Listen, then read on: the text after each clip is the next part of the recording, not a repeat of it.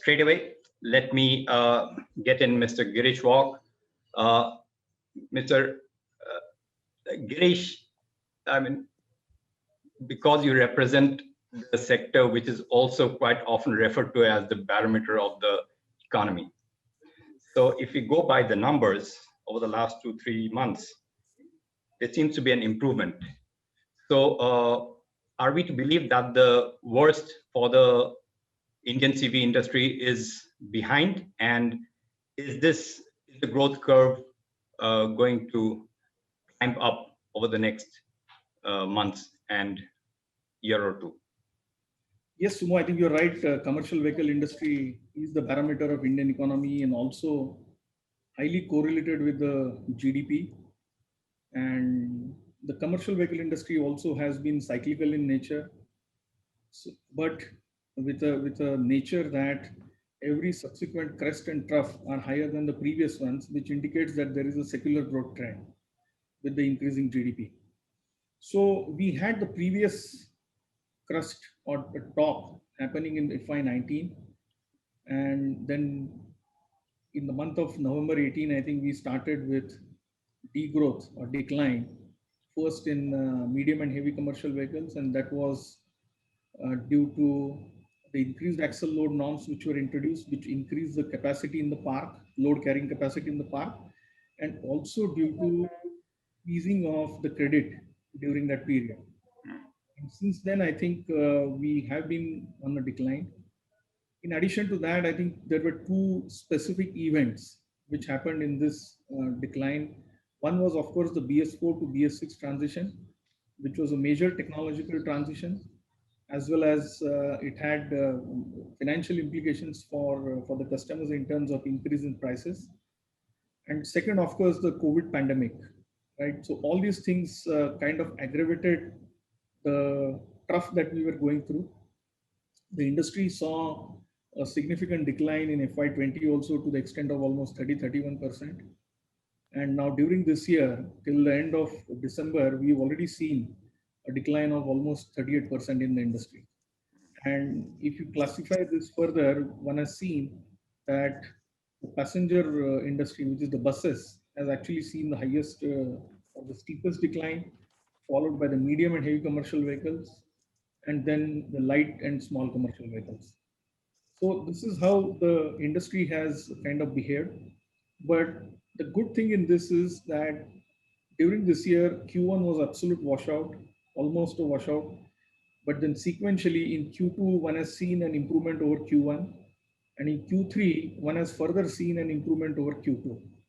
And in Q3, the wholesale volumes have been almost equivalent to that of Q3 of the previous year, which is a good thing.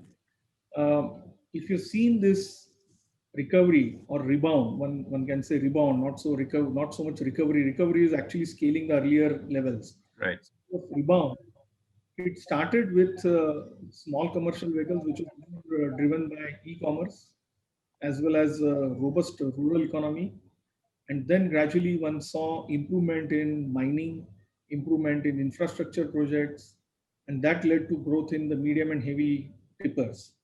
And then after that, gradually one has also seen growth coming in the cargo segment of M&HCV. So overall, I think from an absolute trough, I think we scraped the bottom in Q1. And since then, I think the industry has been growing, and we exited Q3 at a much better level in terms of volumes equivalent to Q3 of last year. So I think that's how the industry has progressed. And now we are looking forward in the sense, since the industry mirrors the GDP, I think this year RBI has indicated that, RBI and government has indicated that we will have a GDP decline of around 7.7%. H1 itself being higher, I think H2 GDP is therefore going to be better, and on the back of that economic recovery, we should see better numbers coming in the Q4. Right. And Girish, I want to touch upon your experience in the BS6 introduction and the months that have gone by since the kicking off of the new norms in April 1st. Before that, I want to understand the impact of the axle load norms, which at one stroke created a lot of an extra capacity to the tune of about 25% or so. Is the after effects of it still there, or how do you see it? So, nobody has an arithmetic assessment of that, whether that particular impact has been digested. But I think one sees improved fleet utilization happening month over month. The freight rates are firming up, and the sentiment index amongst the truckers is also going up, which indicates that I think things are coming back to normal, and therefore we see good demand happening now for both cargo as well as tipper vehicles. So I think higher utilization levels of fleet leading to fresh purchase is a good thing. Correct. And as you also mentioned in your initial remarks, the rebound is led by the SCV stroke LCV, that segment. So if you slice it only, if you look at only that part of the commercial vehicle industry, how much is it behind by? So if you look at only that part of the industry, that is SCV and pickup, it is, I would say, still around 24-25% behind the previous year. And as you know, previous year was also 25% fall over FY19. Yes. So yeah, so that's where we are. But this year, as I said, I think sequentially the things are improving, essentially based on the robust rural economy, and also gradually improving urban consumption led by e-commerce. So I think these are the things which are leading to recovery in small commercial vehicles. All right, thanks, Agrish. I'll come back to you. Now let me move to the other segment of passenger vehicles. Shashank-san, you don't have as much a problem as a challenge as Girish has, because your segment has started rebounding quite earlier, and you also had a very good festive season. So now, how sustainable is this overall kind of improvement? Because if you while on a month-on-month there's growth, and in some months there is year-on-year growth also. But if you look at on an annual basis, the PV industry is still behind by maybe 8 to 10 years. Yeah, thank you, Sumantra. Actually, I must say that our passenger vehicle industry has followed some sort of a similar trend, at least till Q1, and with what Girish just mentioned. So we had an extremely, as you know, a very high year before last in 18-19, the financial year, where we had almost 3.37 million cars sold. However, last year it fell to about 2.77, 2.76 million, which was a negative by 18%. And if you look at this year, we started Q1 with a very bad quarter, where much of the time there was no retail. Actually, April, for the first time ever, unprecedentedly, it was zero. 0 month. So Q1 was like minus 80. H1 was minus 34, because Q2 was a plus, by the way. Q3 was a plus, and it's a strong plus. It's almost 18%. And Q4 looks like it's going to be a plus also, partly because year on year, because and it's going to be a strong plus, I suppose, for the industry, because the March of last year was only half done, half of it being shut out by the lockdown. So I think looking at the base figure, it does look good at the moment. Last 4 or 5 months, there has been a progressive month-on-month increase. But again, as Girish rightly pointed out, if you compare it with the previous year, then it doesn't look nice. So if you look at, it should be the actual benchmark, right? Exactly. FY19. Exactly. So if you look at the previous year, we are still off by almost 30%. We are down April, December by about 18% in the industry. But if you compare with the previous year, we are down 30%. And even if you have a very good Q4, how much deficit do you think the industry could end up at? So I think we have made those projections for the industry. maybe against last year will be down about 5 to 6%, but over the previous year it would be down almost 23, 24%. So I think we are still very far away from those peaks, just as commercial vehicles are. However, I think many of the problems which came are actually also not only cyclical, as we were feeling last year, but they were especially in certain segments were affected because of the cost of acquisition went up, and that went up because of some of the norms being changed, both on the emission and the safety front. The BS4 to BS6 obviously was one such factor. The other factors being insurance and taxes, the road taxes and registration taxes. So, and also last year people said that shared mobility took away some volumes, which was not the case this year. Definitely this year, people have moved away from shared mobility and from the public transport. So that's been a little positive. The other thing which has happened this year so far is that the rural bounce back has been much stronger, thanks to a very good monsoon, up about 9%. The Rabi crop actual output being 6% up, and the Kharif sowing up are almost 8%. And the So MSP. Yes, and the MSP also up, like paddy MSP almost 1,500 rupee as against 1,100-1,200 last year. So those have been some of the good points which have led to the bounce back. And as far as, but we remember April to December still being negative. So we do believe part of the demand which we see today is also has a pent up demand element in it. And the new demand which will be created, if you look forward, will clearly depend upon how the economic fundamentals come out. And as I have been saying, and we have done extensive research into the automobile demand and the GDP per capita growth, the correlation is very high. It's almost 0.9865, which is a very high level of correlation. So I think going forward, it all depends on these two things: how economic fundamentals behave, and also on the sentiment front, because car buying is a discretionary purchase in economic terms, and it requires good sentiments. So fortunately, on the sentiment front, we are a little better off than just a few quarters back, because on the COVID thing, which was largely determining the sentiment, there has been some positive development as far as vaccination, but you never know. So that's why manufacturers are a little hesitant to give forward projections with any degree of certainty. Correct. I mean, interesting points that you touched upon. Now, let me come to Diego. Unlike cars, two-wheelers or two-wheelers are not so much of a discretionary purchase, but sentiment nonetheless matters a lot in this industry as well.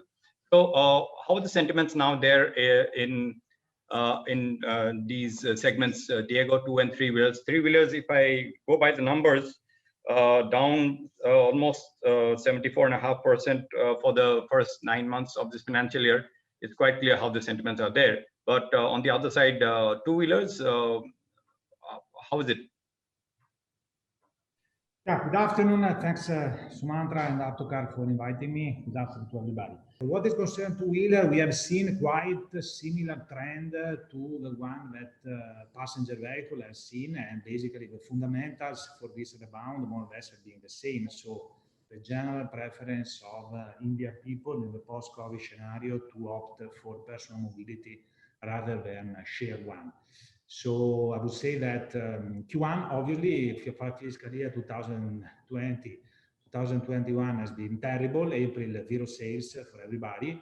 Q2, we have seen a good sign of recovery. I would say Q3 instead has been for us a record year, in the sense that we clocked the highest ever sales, wholesale and retail number in India for what is concerned to wheelers. So, and quite promising also, I would say that January has started on the same positive note. So we have seen good enthusiasm in the network, customer inquiries, support from financial wherever it is required. And I would say that surprising also, the segment has absorbed quite well the transition to BS VI that definitely has taken a big change, not only in terms of technology applied to vehicle due to electronic fuel injection applied, while all the previous production was carburetor based, but also in terms of hike of cost and consequently hike of price. So this rebound has more or less hidden behind the effect of a transition to Barrel 6.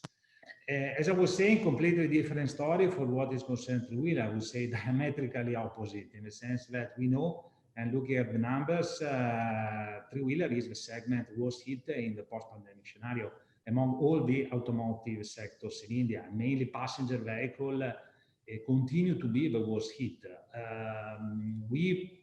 As a player, we are playing both segment, cargo and passenger. Cargo, I would say, we have seen a good recovery due to more or less the same fundamentals that we have seen for small commercial vehicle, for example. Mainly driven by e-commerce boom, I guess. For sure has given a big boost to the demand of cargo, but also rural economy has been contributing quite well. And again, surprisingly, also in this case, the segment has absorbed quite well the transition and the hike of cost due to Barrel 6. So more or less for what is concerned us, now the level of sales is around 80 to 90% of a normal level that we have seen in 2019. For what is concerned passenger vehicle, completely different story in the sense that the segment is still, the demand is still sluggish. We have seen the good part of the story is that we have seen month after month there is slight recovery in terms of final demand. In the range of 3 to 5% more or less every month. But the overall, we would say that the level of demand in the market is still stuck at in the range of 40 to 50%. In some part of the country, some part of the countries even less. Due to various reasons, definitely the restriction to mobility, to share mobility are one main reason. Schools that are still closed in most part of the country, last mile connectivity that is not yet fully operative, IT companies not yet fully operative, still in work from home. But in the last 2 months, our level of inquiries have restarted growing up, mainly in some part like Bihar, Andhra, Uttar Pradesh, that are typically countries where the level of demand for big passenger has been traditionally very high. Now the big constraint is coming from support from financials. So what we have not seen in the month of from month to June of September. So after festive season got over, now we say that one of the biggest constraint for the segment to come back to normal level. When I say normal level, I mean in the range of 80 to 90% of the level that we have seen in 2019 is now support coming from private financials and from banking sector in general. It's also true to say that differently from all the other segments in automotive, the comparison, the benchmark with 2018, 2019 is with the 2 record years for what is concerned with India. Because it's worth to mention that in 2018 calendar year, the segment three-wheeler in India has clocked more than 7 lakh for the first time domestic demand. So definitely a comparison and the benchmark is with a reference that are placed at very high level. So, but as I would say, positive thing is that month after month we see a slight recovery. Same is valid also from the month of January.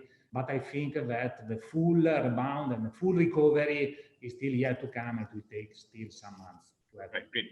Now, on the two-wheeler side, you're one of the few OEMs who has launched a new product, the SR 160. Because that would also be a good idea, a good way to gauge the market's appetite for new products. So, could you tell us very briefly what has been the initial response to that, and maybe if you can share what kind of bookings have we had in the few days that the SR 160 is there in the market? I would say the initial response, as I said before, has been quite positive, perfectly in line with our expectation. Purposely, we choose this period of the year because after festive season, because not so many launches are there from competitor. And so we wanted customer focus be very high on this product. Right. Level of bookings definitely has been very high in the first period. And now we have more than 1,500 bookings in hand, pan-India. Worth to mention that the vehicle is just reaching dealer in these days. And so I would say 50% of our network is yet to receive a vehicle. The other 50% has received, and level of retail and level of demand has been very positive so far. Great. All the best for the product and the rest of your portfolio. Vinkesh, you are someone who can, as I say, give us the on-ground scenario. So the dealership fraternity had kind of shown some concerns around the festive season with the build-up of inventory and all. Looks like that, fortunately, that is not a problem because inventory, I think, was well managed and well consumed. So is that correct, first of all? And secondly, what is the on-ground situation in terms of the demand that you see, including the brands that you represent? So thanks, Sumantra, and thanks, Autocar, for having me. Obviously, yes, with the kind of supply chain issues, the inventories have eased off. But we should remember that it's been now 1.5 years, 2 years since FADA has been advocating that high inventories don't work for anybody's benefit, nor the OEMs, nor the dealers. And due to the BS4, BS6 transition, we got that one shot where the average inventory was reduced. And then obviously, COVID shock came and the demand slump was there. And supply chain issues also forced to push us to a lower inventory. Now, slowly and steadily, the inventory is at a normal stage. Leave apart some products which are short supply due to various reasons, as everybody aware about. Yes, so inventory is in control as of today on the first part of the question. Demand is very volatile as of now. So if you talk of all the new products which have been launched, there is a long waiting list starting from 2 months to some Mahindra Thar to be 8 to 9 months also, which is not practical, but the waiting period is there and customers are waiting. And like Shashank ji said, being the major leader of the market, Maruti is able to still supply goods. So they are taking the industry forward, what we are seeing as of today. So overall demand is very, very, I'd say not very sure of, like festive. The first part of festive was not good, but if you talk of the Dhanteras Diwali period, that was awesome. And it was such good that the spillover of that demand even gave us a very good push in December sales also. So we it's a very critical month to get rid of inventory. Yeah. So practically December was the only month since COVID started in this financial year where we could see year-on-year growth, because last year December had a low base, and this year we saw November sales being spilling over, and plus there was a lot of hype on price being increased. Luckily, some manufacturers haven't yet increased the price, or they have increased to a very small level, what they've said. So all put together, December was good. But on the other hand, if you talk about the coming quarter, we are not that positive. Like Shashank ji said, they will see Q4 as positive. I agree to them, but we will not see positive, because as manufacturers were controlling their BS4 production, the dealers had to liquidate all their BS4 stocks.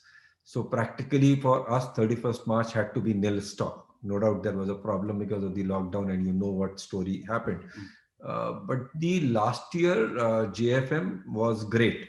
And practically, if I see on the last financial year, March had been the best month of the year.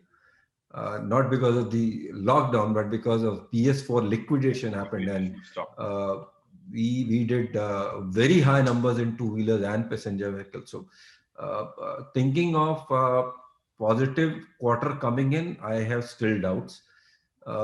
One thing, because the base is strong, and the second also, the production issues are still going on. Every another day we get some OEM commenting that there is some issue, some semiconductor, some inventory, some supply chain. So unless and until the supply chain also regularizes with the demand also, like demand is normal as of now. It is not great, it's not negative. So sentiments are positive as of today. And with the kind vaccination is coming in, it will improve day by day.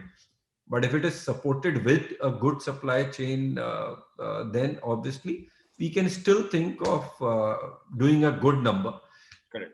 But looking at last year, I'm still not positive that we'll be able to see a positive number for this quarter. So you're a little apprehensive about the Q4. Yeah.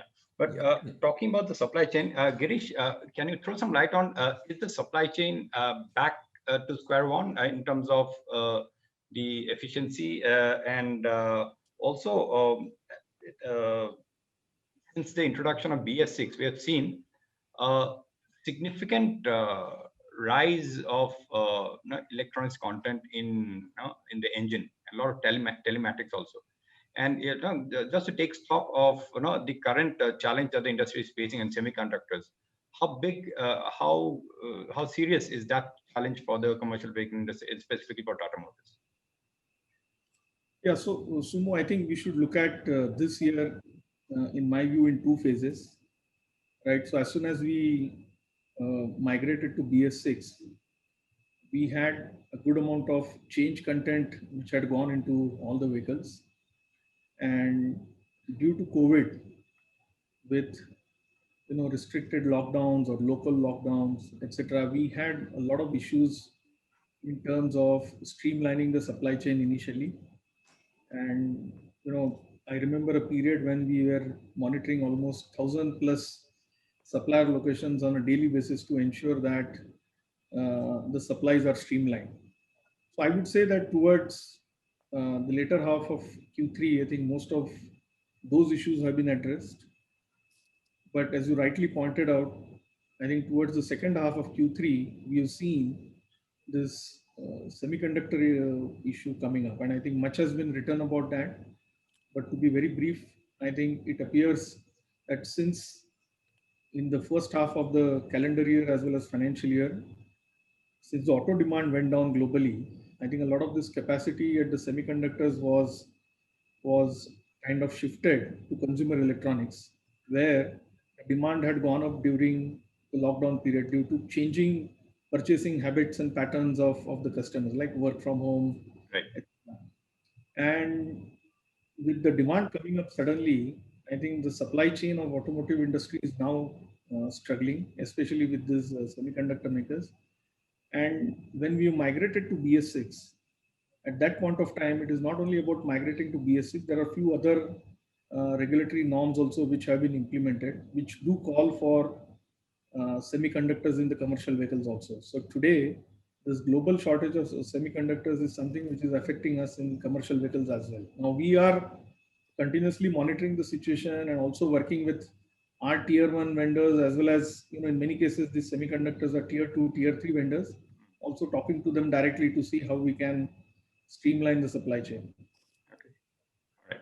All right. Also, could you just give us a flavor of what is how big a challenge, or if you look at the overall scenario of the Indian CV industry, how is it faring vis-a-vis some of the, let's say, global, key global CV markets? Yeah. So, Sumo, as I said, I think we are in a very unique times. We were already in a cyclical slowdown, and then the pandemic hit us in addition to BS4 to BS6, and therefore we have seen completely different set of numbers as compared to what one has seen globally. Now, if you see globally, for example, medium and heavy commercial vehicles in the previous calendar year, I mean, they measure it in from calendar year terms. So medium duty trucks, I think, degrew by around 15%. The heavy duty trucks degrew by around 6%. And I spoke to you about our numbers in FY20, we degrew by 52%. This year we've degrown by 49%. If you look at the passenger industry, which is buses, etc., so globally they have degrown by around 34%, whereas we this year have degrown by 85%. I think light commercial vehicles is an area where the divergence is less. So the global light commercial vehicle industry has dropped by around 24%, 15%, and Indian light and small commercial vehicle industry is actually dropped by 24%. So the divergence is less, but still, I think the drop in India is much more than what globally, because I think apart from pandemic, which has struck everywhere, I think we were in a cyclical slowdown mirroring our economy. And in addition to that, I think BS4 to BS6 transition did increase the acquisition cost quite a bit. Okay, okay. Girish, if we were to do some crystal ball gazing, and also keeping in mind the cyclicality of the CV industry, and how long do you think it would take for the industry to be back in the green? Right. So, see, if you study the previous cycles of the commercial vehicle industry, generally the industry has not, I mean, the largest that it has taken to come out of the trough is around 24 months. In a very unique situation, it was 30 months, right? I mentioned to you that our degrowth actually started in November 18. So October 20, we completed 24 months, right? And as I said, in November and December, and especially December, the medium and heavy commercial vehicles has already seen a YOY growth, right?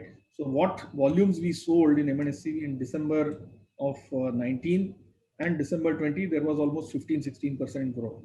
Okay. Now, if you look at Q4, I think the point Shashank also made that the last Q4 was Q4, right? Because we had to wind down our BS4 stock, and therefore the volumes were pretty low. And here now we are looking at good demand sustaining right from Q3 into Q4, looking at the economic recovery that I spoke earlier. And therefore we should see a good YOY growth happening in Q4. Okay, I see. Okay, that's good to know, and that's very optimistic, sentiment, and hope it happens, and the industry kind of comes back stronger. Diego, Piaggio has made a move in the three-wheeler space, and I believe another product intervention in the EV space is just around the corner for your three-wheelers. What has been your learnings, and how has the market, because unlike a passenger vehicle or a two-wheeler electric, which are very consumer facing, this is more a B2B. So how has been the response there, and how do you see it progressing during 2021 and beyond? Well, okay, so as you correctly remember, Piaggio has taken among the first one to take a move into electric space for what it concerns three-wheeler. We launched our first passenger on a small platform version in December 2019. I would say that first response had been quite positive, but then unfortunately lockdown came and all the other restrictions that are jeopardizing the growth in general passenger segment has been touching and affecting quite negatively also the sales of ECV.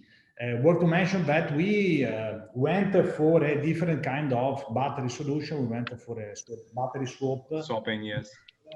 Battery swap model that, according to me, is solving one of the two main constrain the mindset of customer that to opt for an EV rather than for a conventional IC vehicle.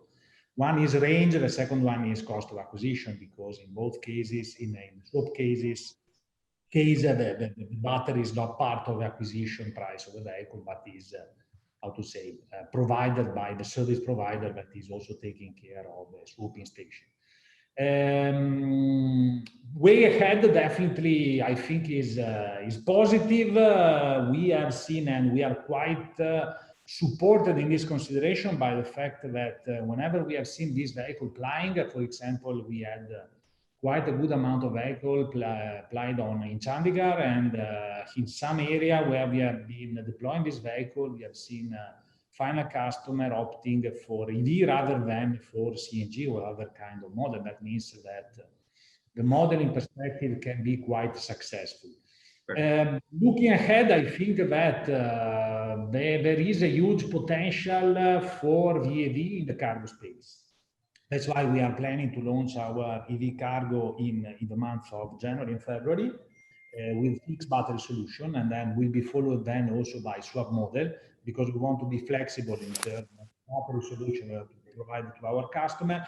And basically, the way ahead that I see is taking advantage of the fundamentals that are supporting the demand of cargo in general, three-wheeler cargo in general. We say e-commerce definitely is a big boost of demand, but we see also big retailer group that are looking at e-cargo or e-loader as a most, how to say, convenient solution for their last mile connectivity, last mile distribution. So, okay. Diego, what I wanted to understand is for the year 2021. Now, what kind of volumes do you expect this whole electric three-wheeler market to reach? It's very nascent stage, but still, what kind of volumes do you expect for the year? Definitely, as you said, we are at the beginning of a path, so we cannot expect definitely important volumes this year itself. Consciously, when we decided to take this move, we knew that it would have taken at least 3 to 5 years to consolidate at least decent numbers in terms of sales. Okay. Target this year is to reach at least some thousand vehicles, between 3 to 5,000. I think that if we clock those figures, definitely is a big success in the combination between passenger and cargo segment. Depends very much also on the big evolution of passenger segment. I do not want to repeat the consideration that I made before. Right. And also about, let me say, what will be the evolution in terms of support government policies. So, for example, one big support for demand would be if there are more clone of Delhi policy, EV policy that we have seen deployed very effectively, and I think it can give a big boost to demand. If we have similar policies in big cities, big metropolitan area of India, that definitely could help to clock big numbers in very short. Indeed. Well-designed policies are extremely crucial for the industry to take off. Girish, I have a question for you, which is again in line with the question which one of our attendees has asked. How do you see the electrification trend progressing in the commercial vehicles industry, segment-wise? I would guess maybe the intracity application commercial vehicles would be the strongest candidates, followed by maybe ILCV and MNHCV later. How is it now? What is the kind of evolution that you expect? And at Tata Motors, how are you preparing for it? Right. So I think let me start with the passenger transportation part of commercial vehicle industry, right? And I think there one must appreciate the efforts of the government as a part of FAME Phase 1, followed by FAME Phase 2, where they have promoted adoption of the electric buses for intracity transportation. And I think for that kind of an usage, which is a closed circuit kind of usage, the battery electric buses do make a lot of sense. And here in the FAME Phase 1, I think we have done well in the sense we had more than 50% of the share. We have more than 215 buses plying in 5 cities, and all put together, these buses cumulatively would have covered more than 7 million kilometers till now, and we have upwards of 95% kind of an uptime availability for all these buses. So I think a huge amount of experience that we have now of actual Indian operating conditions. Even in FAME Phase 2, we have garnered good amount of orders. And in fact, just last month, we started delivery of FAME Phase 2 also. One of them was for BEST. In fact, that is not just the delivery of buses, but it is a gross cost contract. That means, taking the ownership of everything, right, from charging to operating the buses. So these have also started applying now. And I think this model, with the help of FAME Phase initiatives, Phase 1, Phase 2, seems to be running well in India. Now, coming to the smaller passenger vehicles, I think even the basic internal combustion engine vehicles are not doing well. They've seen a huge drop in volumes, and they're also permit driven. And therefore, this segment is something one will have to wait and watch for electrification. Coming to freight transportation, the first candidate, of course, is going to be, again, this closed circuit intracity kind of a distribution vehicles. And therefore, as you rightly said, small commercial vehicles and maybe to some extent, light commercial vehicles will be the next candidate. And if you recollect in last year's Auto Expo, we actually demonstrated one small commercial vehicle, battery electric vehicle, and also one light commercial vehicle. Post that, we received some inquiries essentially from e-commerce companies, and we have been discussing with them to come up with a battery electric vehicle. I think what would also be important is here some support from the government if possible, and at the same time, how quickly we are able to bring operating cost parity with respect to internal combustion engine Right. is something we will decide, how fast this migration is going to happen. Correct. So I think we are therefore having the technology developed ready, also blooded in the country, and we have good experience. And therefore, we will continue to start horizontally deploying it in some of our other products as we go ahead. I think on bigger trucks, we'll have to wait and watch, because elsewhere in the world also, this is something which has not yet happened, and it mostly appears that in this segment, it will be the fuel cell electric rather than the battery electric vehicle. Fuel cell, yes. The range, considering the range and payload equation. Therefore, we'll have to keep a watch on this and how things pan out in that segment. Correct. Right. That was about the commercial vehicle segment. And on the passenger vehicle segment, Shashank-san, how do you see this trend moving? It seems Maruti Suzuki is not yet convinced that it's going to be a significant trend, at least in the near future. Yeah, so I think eventually it's got to be that the migration to EV would be there eventually.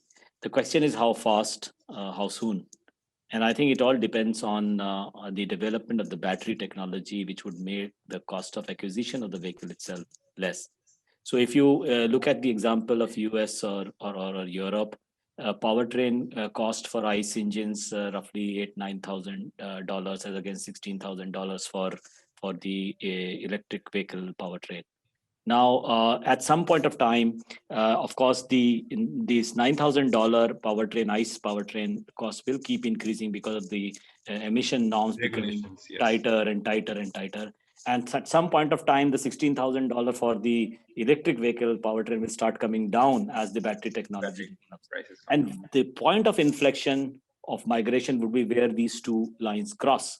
Then there would be no real economic logic, because the running cost of EV is definitely much smaller, and governments will ensure, because the emissions are also almost negligible. Therefore, I think till we reach that point, initially about 6 years back, the projection was that this point of inflection will be reached in 2023. But today, people are saying that this point of inflection would probably reach 5 or 6 years down the line. And in fact, in Indian market, where you have also, apart from cost of acquisition, the infrastructure for charging itself not being there. Remember, in some markets like Japan, 85% of the vehicles are parked at the same spot every night. That is in the parking place. In India, it is the other way. 85% people don't know where the vehicle will be parked. They park at different spots. So charging infrastructure is the other issue. And third is the range anxiety. So if you make these vehicles with the bigger batteries for a larger range, it makes them heavier and also more expensive.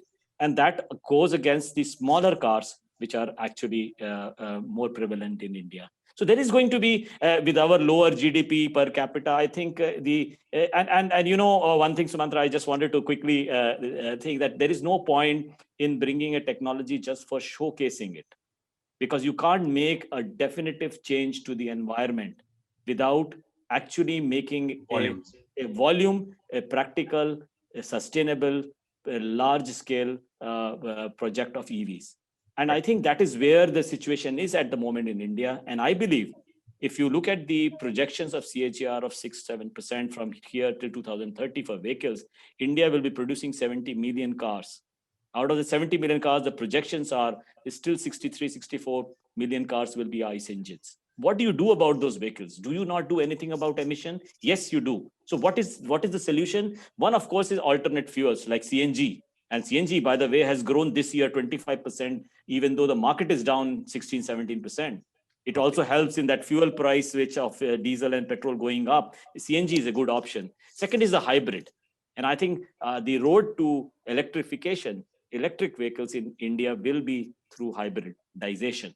And I think that is another area where the government needs to look at to support, because a lot of these components are common for the powertrain. They are common between hybrid, the plug-in hybrids and the electric vehicles, which will help in localization and also bringing the cost of acquisition down to make us more export competitive as well.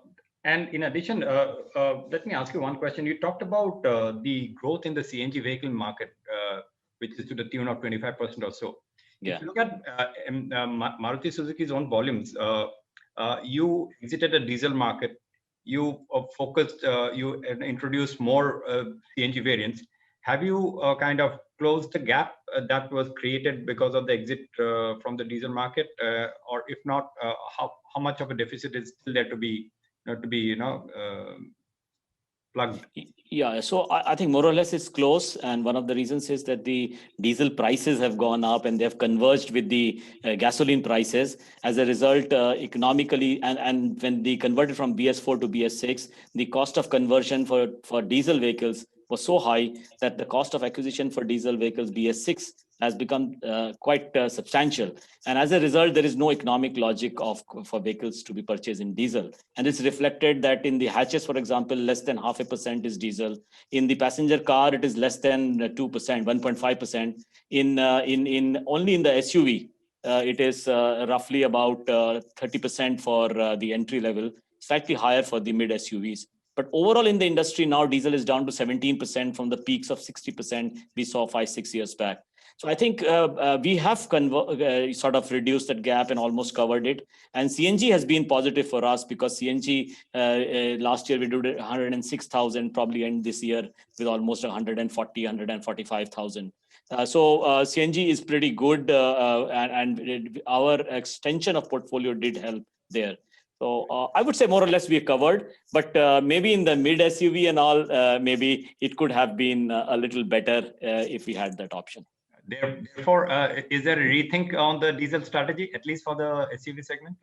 So we have already said that we are keenly watching the situation, that in case we find that, while there is no economic logic for anybody to buy diesel now, I believe there may be some people for whom economic logic is not a criteria, especially in the mid SUV type of segment, in the larger diesel. So we are watching the situation. If we find that this segment is substantial, then we can take a look at whether we require a larger diesel in this category. We can take a look at that. Great. So on that note, with that, we come to the end of the panel discussion. But before we say goodbye, one of the objectives of this session was also the outlook. Some of you have already shared what is the immediate outlook. But if you look at a slightly longer horizon, say up to 2 to 5 year period, your specific segments, what is your outlook? Now, if you look at that kind of a timeline, 2 to 5 years or so, starting with Shashank, please go ahead. So our industry should end this year at around 2.62 to 2.65 million. And if you take a next year, I think the projections, although I must add the caveat, with all those caveats, no substantial government taxes changes, no supply chain issues, etc. So industry is projecting some amount of growth there next year. But if you look at the 5 year period, taking a CAGR of roughly 6 to 8%, we should be in that range of around 4.8, between 4.9 to 6 million type of sales. Okay, thank you. Girish, your take? Yeah, so I think, as I said, the CV industry has been cyclical, and if you study the past cycles, generally, in 4 to 6 years, in volume terms, the industry is able to scale its previous peak, right? In revenue terms, it will happen faster. I do expect that we should therefore cross the previous peak, maybe in 3 to 4 years from now. And in the revenue terms, I think it should happen faster because this year, the acquisition cost has gone up because of this BS4 to BS6 transition, right? So I think from here on, we should have the upcycle part of the CV cycle, and we should be scaling back the earlier peak and in fact going above that as we go ahead. So I think next 3-4 years should be quite exciting. And for the benefit of everyone, Girish, just to clarify, the previous peak was 18-19 at about 300,000 odd vehicles, right? Yeah. I think MNSCV was around 295,000. The entire industry was around 1,065,000. Okay, great. Thank you. Diego, your take on the outlook for the next and midterm outlook, let's say, for say within 5 years or so. Well, I think that for two-wheeler, definitely the outlook is very positive. I expect mainly scooter market and mainly the segment in which we are specifically playing, that is the segment above 125cc, that has done extremely well in the last 3 years. And I think that I saw a lot of competitors entering this segment in the last 3 years is going to do extremely well. And we see more launches coming also from competitors in this segment and also in the bigger size of dimension vehicles. So outlook definitely positive for what is concerned scooter market. I see fundamental for growth very robust. Three-wheeler more difficult to say. I expect that in the mid-long term there will be higher contribution coming from electric and from CNG alternative fuel, definitely in disfavor of diesel, definitely. But I consider that again the fundamental business is three-wheeler is quite robust in India. And I consider that the downturn that we saw in the last 6 months were due to delayed decision of purchase from consumer rather than a structural drop of demand of a segment. So I expect that maybe it will take a couple of years, but we will come back to levels near to the one that we have seen in 2018, 2019, at least in 24 months from now down the line. Okay, great. Vinkesh, I mean, we have heard the OEM's perspective. For the automotive retail, I expect the overall contours of the automotive retail business will change, I guess. Already it's changing. We are hearing more and more the term digital. So I expect that is the direction that will happen more, that will be taken by industry players and perhaps some consolidation also. Do you expect that? So you're talking of the infrastructure part? Infrastructure and as well as the overall business. Yeah, so obviously digital is the future, what we see. But what percentage of digital will be there in the dealership we'll have to wait and see, because Indian human change a lot and the memory is not that sharp. So during the COVID, we have seen everybody shifting to digital. But as the showrooms were open, we have seen a lot of walk-ins happening. So things are slowly and steadily going back where a customer just walks in for a cup of tea to talk anything to the sales consultant and discuss less about the car and other things in the world. So no doubt things are changing. Metros, more tech savvy youngsters will still want to go digital. And it is helping us a lot because OEMs like Maruti, Tata, Mahindra, everybody is agreeing for a smaller footprint in the congested or a important area, and obviously having more touch points to have better customer experience. So from the dealership side, I feel things are improving. But yes, the times for that Taj Mahal structure of dealerships are over now. We'll have to be very, very economical, feasible, and manage to the cost way. So I feel things are good in the future. Right. If I have to take away something, the most important aspect is that there is positivity in the environment. The outlook is positive, and yes, the industry may still be in the negative territory, but it's absolutely clear that the worst is behind. Of course, there is uncertainty in the environment, but unless something serious happens again, the industry is on the upward drive, and across segments from two-wheelers to commercial, medium and heavy commercial vehicle segment, and of course dealers will play their part there. So on that note, Girish Wagh, Vinkesh Gulati, Diego Graffi, Shashank Srivastava, gentlemen, thank you very much for spending your time in this very exclusive panel discussion, and to all the attendees, over 100 of them. So thank you very much, and indeed, best wishes for all of you for an absolutely fabulous 2021 and beyond.